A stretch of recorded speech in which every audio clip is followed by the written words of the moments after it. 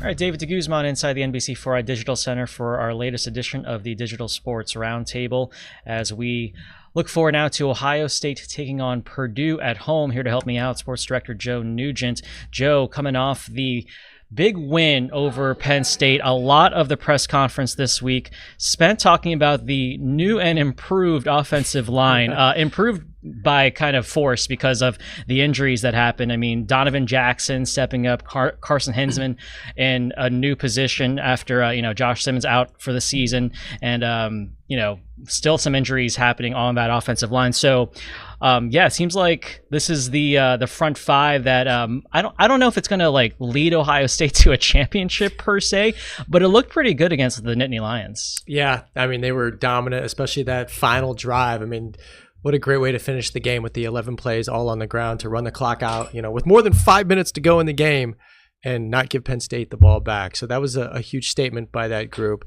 But it was also really interesting after the Penn State game, as exciting as that moment was for Ohio State. Ryan Day wasn't ready to commit to Carson Hinsman at left guard moving forward.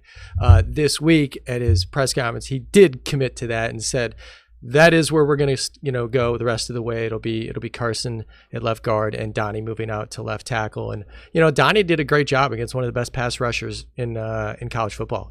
Abdul Carter from Penn State gave up 2 sacks, and a lot of teams will give up more than 2. So not bad. And I thought the unsung hero in that line, Seth McLaughlin, at center, there was a lot of praise for him, just being kind of the leader of that group and making sure everyone's on the same page there. It was an interesting dynamic, what Ryan explained this week related to Seth coming in from Alabama. He was solidified as the center during fall camp, which meant Carson was then going to either be the backup center or possibly play right guard. And then in this role, last week at practice, they, thought about what they were going to do on the offensive line, and Carson obviously was working at left guard. But it wasn't like he was blowing everybody else out of the water who was also playing left guard, right? Like it was kind of an equal battle between who was going to start there. But because of his experience, Ryan explained that, hey, we're going on the road. We're playing a top 5 team, a guy who's done it before, who started every game last year except the Cotton Bowl. We trust Carson for those reasons. And then he went out there and he was awesome. I mean, he was, he's like a gamer, in a sense, just way better on a Saturday than what they saw throughout the week. And also Ryan made that point, Seth's out there making the calls because he's the center, which is what Carson had to do last year as the center.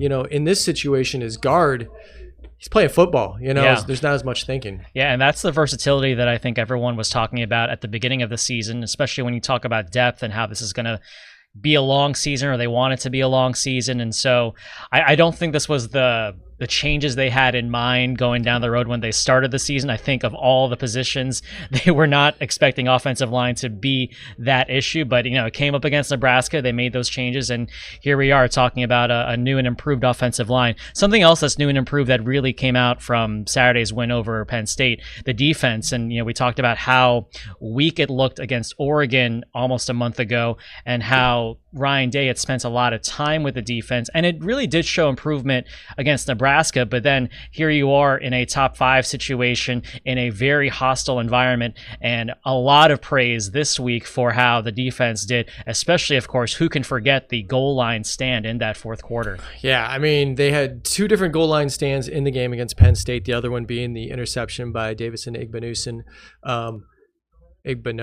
Sorry. And then remember against Nebraska, they had a goal line stand as well where, the Huskers were going for it on a 4th and 1 right there at the near the goal line. So, I mean, that's the thing. That's hard to do, by the way. Yeah. But, what they're showing is they're becoming this bend but don't break defense, which is what they're absolutely fine with, because Jim Knowles cares about stop rate more than anything. So it doesn't matter if you stop him in midfield or you stop him at the 1 yard line, you stopped him. They didn't put any points on the board. So that I think they're very, very proud of. And a lot of the talk this week was about the defense sort of going back to the basics. We didn't necessarily see the results of it, in a big way against Nebraska. But in this game where they only allowed 6 points, against Penn State, you did see it. And, the other part of that is that the last play, where Penn State was going for it on 4th and goal, and they decided to throw it after running the first 3 plays, all the safeties knew exactly where to go. Everybody was in the right spot. It was basically a play action situation, and nobody was fooled, and they were all over it. And I think that kind of shows you the idea of going back to the basics in a big way, because they didn't have to think about 3 different things in 1 second. I think that's what Jim Knowles emphasized in the press conference is, what they had to do when they were trying to figure out what to do with this defense that was struggling at one point is to really go back to basics, strip it down and make it simple. And that's good coaching, because if you can be a coach that can strip things down and make it simple for the players, that means the players can just execute really well. One last on football. I do want to talk about basketball too, by the way. One last on football. Will Howard looks renewed. I don't know if that's the right word. Sense of confidence has been renewed. I think we always knew he was a confident player, always a great leader, but I think you can tell there's a bit of an extra pep in his step. You can tell that win meant a lot to him for so many reasons. But what do you think this does for Will Howard and the offense moving forward? I think they learned that they could go win a big game, and they could also respond to not having a good performance like they did against Oregon. Now, the offense clearly was better against Oregon than it was against Penn State, but generally as a team, I think that this was a second chance for them. Remember, the game felt like a crossroads situation. Potentially losing a second game in early November is pretty much unheard of around here, especially when you put together one of your best rosters in the last decade. That would be crazy in a sense, but they had to go win the game to avoid that. So it was close to happening. And recovering from, the early mistakes to the 2 turnovers, that early interception on the first drive, and then of course that kind of a fluke, but Ryan Day said that they have to protect the ball. They can't let a turnover like that happen, inside the 10-yard line. So I think, again, this team proves time and time again that they can recover from bad mistakes. Yeah. And I always thought, even going into the Oregon game, I always thought they were a better second half team. How many times did we say early in the season that they looked not as strong in that first half, but they would come back in the second half? Of course, the last couple of weeks have been bigger challenges, but this is a team that can adjust, and I think resiliency is definitely a way to describe Ohio State right now. Yeah, they're not winning the same way every week, so they are understanding the situation that they're in and doing whatever it requires to win. Listen, if they would have pulled off that Oregon game, if Will would have slid half a second earlier, that would have been a different narrative. Exactly, and it would have been a different way to win a game, like win a shootout, that sort of thing. And then the Nebraska game was unique in its own way, where it was really sluggish for, they had the 2 big passes that went for touchdowns, but then other than that, the offense didn't do anything until that 4th quarter drive, where they put together the 8-play, 75-yard march down the field. Yeah. So then this game was totally different because it was the pick out of the gate, and then they came back and scored 2 touchdowns and almost had a third if it weren't for the fumble. I think winning in different ways is helping this group because they're finding different ways to win, and it's making them stronger. I think Ryan Day said it in the press conference, it's good that they're being pushed against the wall in a lot of ways, because in previous years they would have lopsided results, and then down the road when it mattered, they wouldn't be having that experience to rely on. So it should be interesting. I think most Buckeye fans are going to hope, though, that against Purdue, it's not going to come down to the 4th quarter. And I think Ryan Day is right, because I look at that game against Northwestern that they lost in overtime. I think Purdue is a good team. I just think a lot of games just haven't gone their way, and 1-7 doesn't say how good this Purdue team really is. That being said, though, Ohio State, high expectations. I think they're going into this hoping to really knock them out. I thought it was interesting this week when Ryan was talking about the game. He was mostly asked about Penn State, but he would sort of move off of his response and start talking about Purdue. And then Will did talk about how the Buckeyes were not sharp, maybe didn't have the right approach going into the Nebraska game that they the approach that they needed to have to play a better game. So I think that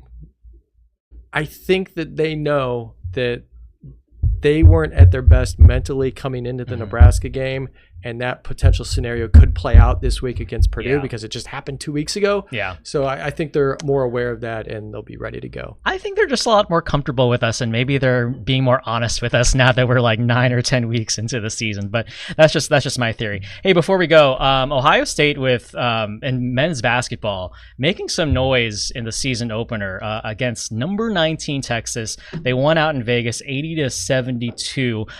First half was an interesting performance because they were doing so well outside the arc, but if memory serves me correctly, they were miserable inside.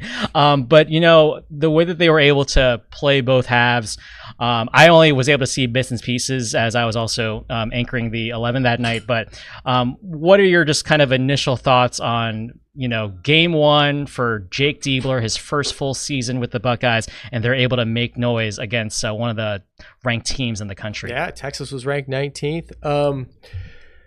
You know, I was impressed with the second half. They scored in a lot of different ways. You know, obviously first half it was generally from the outside, but I mean, even Bruce Thornton was down in the paint posting up in the second half. And, you know, Devin Royal was really big in the second half. You know, they got contributions from a lot of different players. The bench, by the way, was really strong for Ohio State in the first half. I thought you saw more contributions from a lot of different players in different ways in the second half. So that's pretty much what impressed me with the team, is that, you know, they have a lot of talent and they're using all of their talent, and that's going to be really hard for teams to deal with going forward. So that's what I think I was most excited about. Yeah, it's exciting for sure. I think it's interesting and just a little bit surprising, only because it's the first real game of the season and it's a lot of new faces on that roster. We really didn't know what we were going to get. You're coming off the exhibition loss to Cincinnati, which, you know, take that with a grain of salt because it was an exhibition. I'm sure Jake Diebler was trying a lot of things in that game. And so, you know, you just didn't know what to expect. But it was probably good that they had that game under their belt, because now you have that experience. They were able to make some adjustments. They were able to stick with it. And also, I think they didn't get mental in it. You know, they weren't, you know, psyching themselves out. I think they believed that they could do it, and you can tell from the way they reacted after the win that they were able to do it. So they were intense too. I mean, they got after it, which is not a surprise because that's how, you know, Jake wants them to play. But, you know, it's cool to see a team execute the coach's vision from day one. We're looking forward to it. Ohio State men's basketball next on the court against Youngstown State on Monday. That's at home. Looking forward to Ohio State also being at home in football, taking on Purdue, a noon game on Saturday. Of course, we will have post-game coverage for you on the Big Ohio recap show after Big Ten football on Saturday on NBC. For Sports Director Joe Nugent, I'm David DeGuzman. That's all for us. We'll see you again next time.